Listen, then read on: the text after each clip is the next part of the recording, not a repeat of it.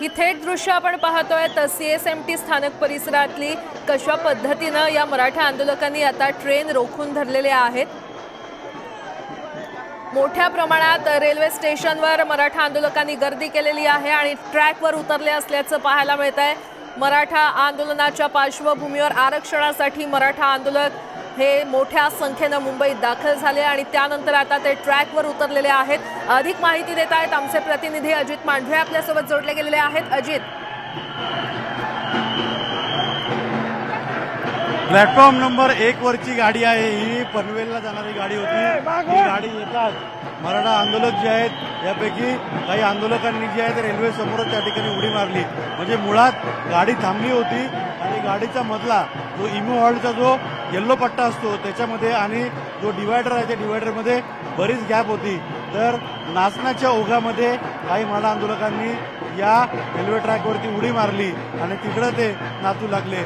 हलगी बाजूला ते ज्या पद्धतीनं हे मराठा आंदोलक जे आहेत ते आंदोलन करतायत आणि थोड्याच वेळापूर्वी गाडीच्या दिवा जो गाडीची काच जी आहे तिथे मनोज जरांगे पाटील यांचा बॅनर लावला होता।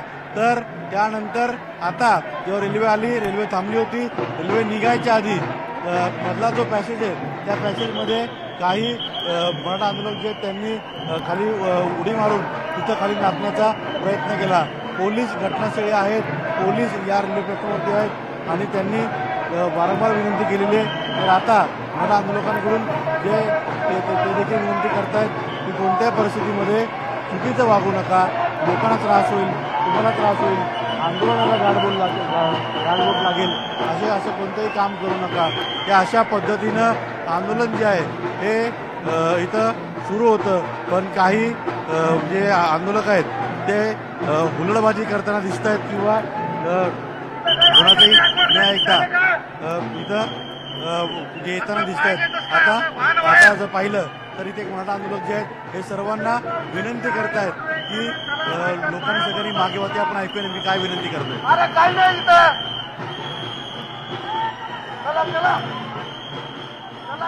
पालन करा,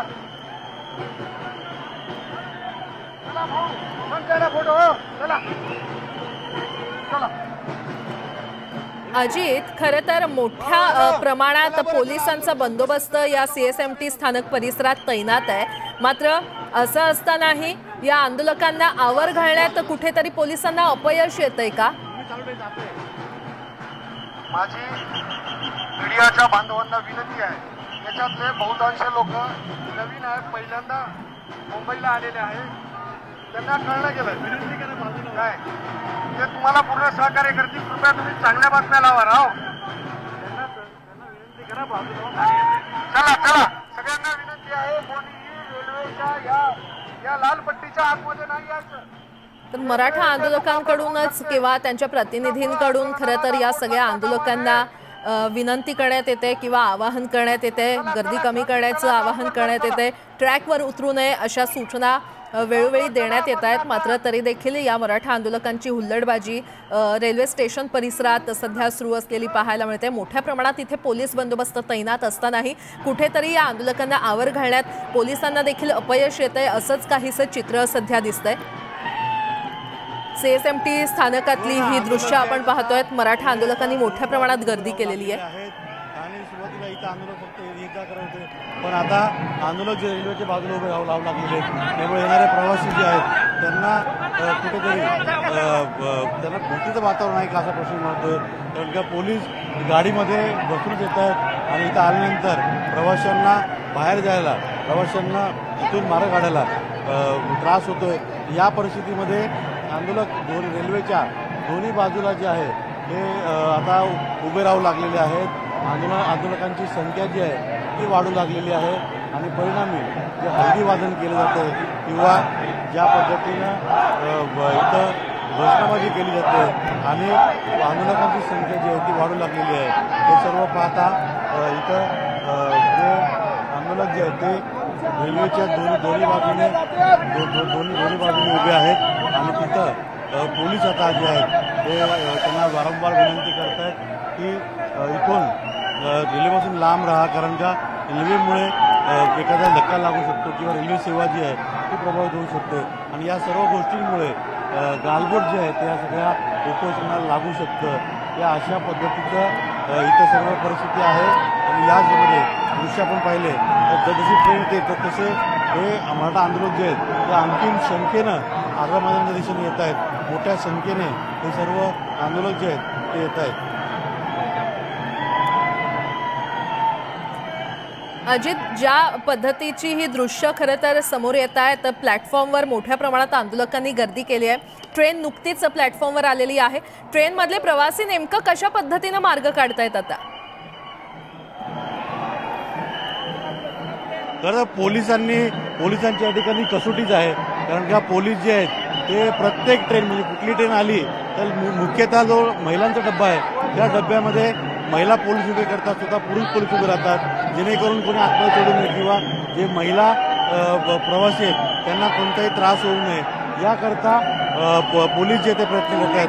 मग रेल्वे पोलीस असतील, मुंबई पोलीस असतील, मुंबईचे रेल्वे पोलीस असतील, हे सर्व जण जे आहेत ते प्रयत्न करतात. पण आंदोलक ज्या ट्रेन येत आहेत त्या सर्व ट्रेनने आंदोलक जे आहेत ते मोठ्या संख्येने येत आहेत आणि आल्यानंतर जर काही आंदोलक रेल्वेचा जो ट्रॅक आहे त्याच्या बाजूला उभे राहिले की सगळेच आंदोलक जे आहेत ते ट्रॅकच्या बाजूला उभे राहतात आणि बघू लागतात आणि ह्याचाच परिणाम म्हणून काही जे हुल्लडबाज आंदोलक आहेत त्यांनी ते ट्रॅकवर उडी मारली आणि तिथं ते नाचू लागले आणि पोलीस जे आहेत पोलिसांनी वेळीच त्या ठिकाणी विनंती करून त्याच पद्धतीनं काही मराठा बांधव त्यांनी विनंती करून त्या जे ट्रॅकवर उडी मारली होती त्या लोकांना त्यांना बाहेर काढलेलं आहे. पण हीच परिस्थिती आहे की रेल्वे जो ट्रॅक आहे त्या ट्रॅकच्या आता जे मधला जो पॅसेज आहे तिथं मोठी गर्दी झाली होती. आता रेल्वे जिथे लागते त्या प्लॅटफॉर्मवर देखील मोठी गर्दी झालेली आहे आणि त्याचमुळे आंदोलकांची संख्या वाढू लागल्याने पोलिसांना कंट्रोल करणं थोडं अवघड दिसत आहे. कारण का जसं ट्रेन येत आहेत तशा आंदोलकांची संख्या देखील वाढत आहे आणि इथं उतरल्यानंतर मोठ्या प्रमाणामध्ये घोषणाबाजी करणं, हलगी वाजवणं, नाचणं हे प्रकार सुरू होतात आणि त्यामुळे अशा मॉबमध्ये कोणी कोणाचं ऐकत नाही आहेत आणि त्यातूनच मग काही जण जे आहेत ते रेल्वे ट्रॅकवरती उडी मारण्याचा प्रयत्न करतात. असा हा प्रकार घडला. काही लोकांनी तर बॅनर देखील लावले. हे अशा पद्धतीनं आंदोलन जे आहे हे काही वेळा वेगळं स्वरूप घेतं आणि वेगळ्या पद्धतीनं या सगळ्या गोष्टी ज्या आहेत त्या होत आहेत. पण पोलीस असतील, मराठा आंदोलक असतील, मग त्याचे काही जे मराठा आंदोलक आहेत ते विनंती करताना दिसतात आणि यामुळे मग कुठली आपली घटना जी आहे ती घडत नाही. त्या अशा पद्धतीची सगळे घटना सुरू आहेत. बरं अजित, पुन्हा एकदा आपण प्रेक्षकांना ही दृश्य दाखवूयात. मराठा आंदोलक हे रेल्वे ट्रॅकवर उतरलेले आहेत आणि त्यानंतर CSMT स्थानकात मराठा आंदोलकांची ही घोषणाबाजी सुरू झालेली आहे किंवा हलगीच्या तालावर मराठा आंदोलकांनी एकीकडे ठेका धरला असल्याचं पाहायला मिळतंय. CSMT स्थानकावर आणि या संपूर्ण परिसरात मराठा आंदोलकांनी मोठ्या प्रमाणात गर्दी केलेली आहे. संपूर्ण स्थानकात आणि परिसरात पोलीस बंदोबस्त देखील मोठ्या प्रमाणात तैनात केलेला आहे. पुन्हा एकदा हे आंदोलक रेल्वे ट्रॅकवर उतरले असल्याचं पाहायला मिळतंय. तर काही वेळापूर्वीच खरं तर हे आंदोलक रेल्वे ट्रॅकवर उतरले होते, मात्र आता त्यांना पुन्हा बाहेर खरं तर जाण्याचं आवाहन करण्यात आलं. पोलीस देखील वेळोवेळी आवाहन करतायत ट्रॅकवर उतरू नका असं आवाहन पोलिसांकडून किंवा मराठा आंदोलकांच्या प्रतिनिधींकडून देखील केलं जातंय. CSMT स्थानक परिसरातली किंवा स्थानकातली ही दृश्य आपण पाहतोय. मोठ्या प्रमाणात पोलीस बंदोबस्त इथे तैनात करण्यात आलेला आहे.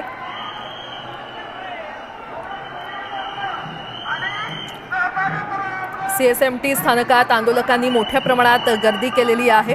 घोषणाबाजी सुरू आहे. हलगीच्या तालावर ठेका धरला असल्याचं देखील पाहायला मिळतंय. दरम्यान रेल्वे रुळावर उतरू नका असं पोलिसांकडून किंवा त्यांच्या लोकप्रतिनिधींकडून वारंवार आवाहन करण्यात येतंय.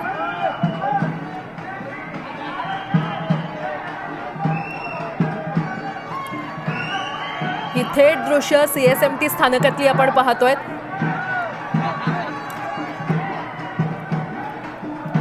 मराठा आरक्षणासाठी मनोज जरांगे हे गेल्या 4 दिवसांपासून उपोषणाला आझाद मैदानात बसलेले आहेत. आज त्यांनी पाणी देखील सोडलेलं आहे. तर दुसरीकडे मराठा आंदोलकांची ही हुल्लडबाजी आता समोर येते. हलगीच्या तालावर त्यांनी ठेका धरलेला आहे. स्थानक परिसरात मोठ्या प्रमाणात घोषणाबाजी केली जाते. काही वेळापूर्वी ट्रॅकवर देखील हे मराठा बांधव उतरले होते. CSMT स्थानकात सध्या आंदोलकांची ही हुल्लडबाजी पाहायला मिळते.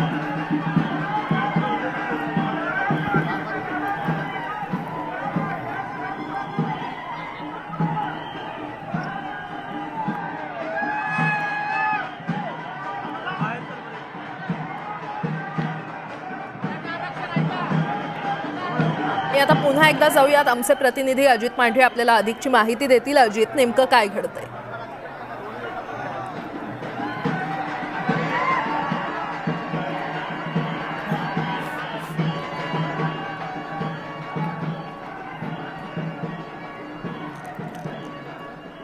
बहुधा इतका प्रचंड आवाज असल्या कारणानं आमच्या प्रतिनिधींपर्यंत देखील आपला आवाज तर या सगळ्या परिसरामध्ये इथे बघा, हे सगळे मराठा आंदोलक आहेत आणि या मराठा आंदोलकांना आत्महत्या करण्याची विनंती केली जाते. कारण का इथं आंदोलक जे आहेत हे जेव्हा ट्रेन येते ट्रेनच्या मोटरमॅनच्या केबिनमध्ये जाऊन बघतात की नेमकं आतमध्ये गाडी चालते कशी, आतमध्ये काय यंत्र आहेत. एक एक करून मग जेव्हा अनेक लोक त्याचा प्रयत्न करतात, मग त्या प्रयत्नामुळे इतर लोकही येतात आणि त्यातून मग गडबड होते. हीच परिस्थिती आता सीएसएमटी रेल्वे स्थानकावरती आहे. आंदोलकांची संख्या वाढलेली आहे, त्यामुळे कंट्रोल करणं हे जवळपास कोणाला शक्य होत नाही आहे. याच परिस्थितीमध्ये इथं जर पाहिलं तर वारंवार विनंती केली जाते, वारंवार सांगितलं जाते की लोकांनी आझम परिसरामध्ये जावं, सगळ्यांनी थांबू नये. हे आंदोलक जे आहेत ते ऐकायला तयार नाहीत आणि मीडियाचे कॅमेरे पाहिले की कॅमेऱ्यासमोर येऊन जोरजोरात ओरडल्याचा घोषणाबाजी दिल्या जातात. आणि या सगळ्या पार्श्वभूमीवरती नेमकं हे आंदोलक आहे त्यांचं स्वरूप काय किंवा कशा रीतीनं हे यांचं आंदोलन करतात हे कॅमेऱ्याच्या माध्यमातून दिसत आहेत.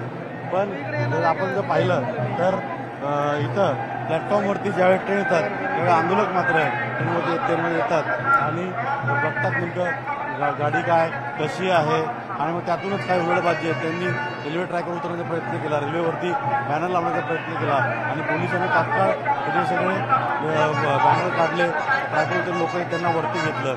हे कुठेतरी रेल्वे सेवेमुळे प्रभावित होऊ नये किंवा रेल्वेमध्ये जे प्रवासी आहेत त्यांना कुठे त्रास होऊ नये याची काळजी पोलीस घेताना दिसत आहेत.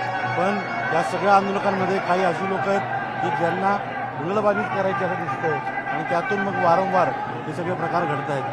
ही परिस्थिती आहे. ही कुठे तुम्ही नजर राहिली तर सकाळी जेवढी गर्दी होती त्यापेक्षा दुप्पट किंवा तिप्पट गर्दी जी आहे ती आता सीएसएमटी स्थानकावरती झालेली आहे. आणि जे मराठा आंदोलक जे आहेत ते येऊनच लागलेले आहेत आणि त्यामुळे कोणीही रेल्वे ट्रॅकवर जाऊ नका, प्लॅटफॉर्मवरती जाऊ नका, मोटर केबिनजवळ जाऊ नका अशी विनंती करताना हे सगळे काही मराठा आंदोलक जे आहेत ते दिसत आहेत. इथे बघा एक आता इथे सुरू आहे. एक मराठा आंदोलक जो आहे तो सगळ्यांना विनंती करतो की रेल्वे ट्रॅकवर जाऊ नका किंवा मोटर.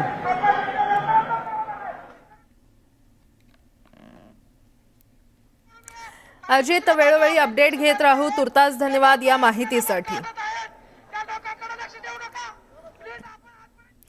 आणि आता एक मोठी बातमी. जरांगे यांच्या आंदोलनाविरोधात दुपारी 1:30 वाजता तातडीची सुनावणी घेण्यात येणार आहे. न्यायमूर्ती रवींद्र घुगे यांच्या कोर्टात ही सुनावणी घेण्यात येणार आहे. मूळ याचिकाकर्ते एमी फाउंडेशनसह 4ही इंटरव्हेन्शन याचिकांवर एकत्रित सुनावणी पार पडणार आहे. दाखल याचिकेत मनोज जरांगे पाटील यांच्या आंदोलनाविरोधात गंभीर आरोप करण्यात आलेले आहेत आणि कायदा धाब्यावर बसवून हे आंदोलन करण्यात येतोय असं याचिकेमध्ये आरोप करण्यात आलेला आहे. या संदर्भात अधिक माहिती देत आहेत आमचे प्रतिनिधी प्रशांत बाग आपल्यासोबत जोडले गेलेले आहेत. प्रशांत, काय अपडेट?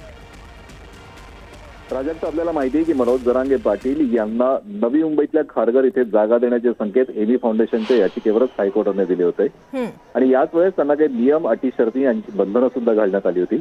या आधारावरच जरी त्यांना सरकारनं आझाद मैदानामध्ये परवानगी दिली तरी 20 प्रमुख अटी आणि शर्तींचं हमीपत्र त्यांच्याकडनं लिहून घेण्यात आलं होतं. आणखीन त्या हमीपत्रामध्ये दिलेल्या सगळ्याच मुद्द्यांचं उल्लंघन मनोज जरांगे पाटील यांच्याकडनं आणि या आंदोलनात झालंय असा गंभीर आरोप या याचिकेत करण्यात आलेला आहे. आणि या सगळ्या विषयामध्ये ज्या प्रकारे पथकांकडनं मुंबई कॅप्चर करण्याचा प्रकार सुरू झालाय, हुल्लडबाजी सुरू झाली, अनेक ठिकाणी धक्काबुक्कीच्या घटना घडत आहेत, यामुळे जनजीवन प्रभावित करण्याचा अधिकार यांना दिला कोणी, हा सुद्धा प्रश्न उपस्थित करण्यात आलेला आहे. गणेशोत्सवाचे दिवस असताना प्रचंड मोठी गर्दी मुंबईच्या सगळ्याच भागामध्ये, रस्त्यात, परिसरात या ठिकाणी असताना सुद्धा प्रशासकीय यंत्रणांना वेठीस धरण्याचं काम या आंदोलनाच्या माध्यमातून होत आहे, असाही गंभीर आरोप या याचिकेतनं करण्यात आलेला आहे. मनोज जरांगे पाटील आणखी त्यांचे जे समर्थक आहे गंगाधर काळकुटे हे सातत्यानं त्यांच्या आंदोलकांना समर्थकांना आवाहन करताय, हुल्लडबाजी करू नका, धक्काबुक्की करू नका, आंदोलनाला गालबोट लावू नका, याचे सुद्धा दाखले या याचिकेमध्ये करण्यात आलेले आहेत. गर्दीला कोणता चेहरा नसतो हे जितकं महत्वाचं आहे, त्यावेळेस गर्दी जर नियंत्रणातनं हातातनं बाहेर गेली तर काय होईल अशा प्रकारची भीती सुद्धा या याचिकेतनं व्यक्त करण्यात आलेली आहे. एमी फाउंडेशननं दाखल केलेली मूळ याचिका आणखी 4 अतिरिक्त इंटरव्हेन्शन याचिका दाखल झाल्या आहेत. या सगळ्यांवर 9 तारखेला सुनावणी अपेक्षित होती, त्यानंतर मंगळवारी घेण्याचा निर्णय झाला होता, पण या सगळ्या याचिकांवर तातडीने सुनावणी घेण्याचा निर्णय मुंबई उच्च न्यायालयाने घेतला. न्यायमूर्ती रवींद्र घुगे यांनी या याचिका स्वीकारलाय.